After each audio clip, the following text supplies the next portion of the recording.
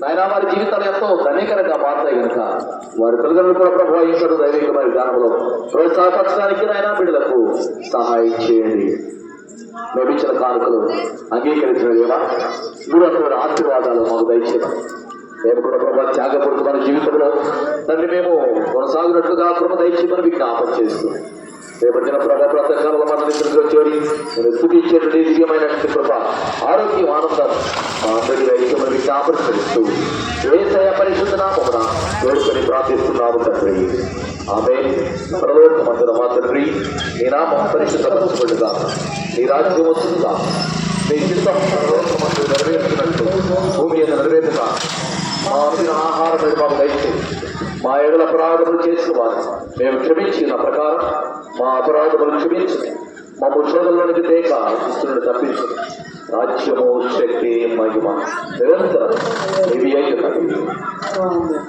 మన పరమ తండ్రి దేవుని ప్రేమ, ప్రభువైన యేసు క్రీస్తు యొక్క కృప, ఆదరణకర్తైన పరిశుద్ధాత్మ దేవుని యొక్క నిత్య సహవాసం ఇప్పుడు ఎల్లప్పుడూ సదాకాలం మనందరికీ ఆయన ప్రేమించు వారికి సర్వలోకమాన వాడికి క్రైస్తవ సమాజమునకు నిత్యము తోడై నడిపించును కాక.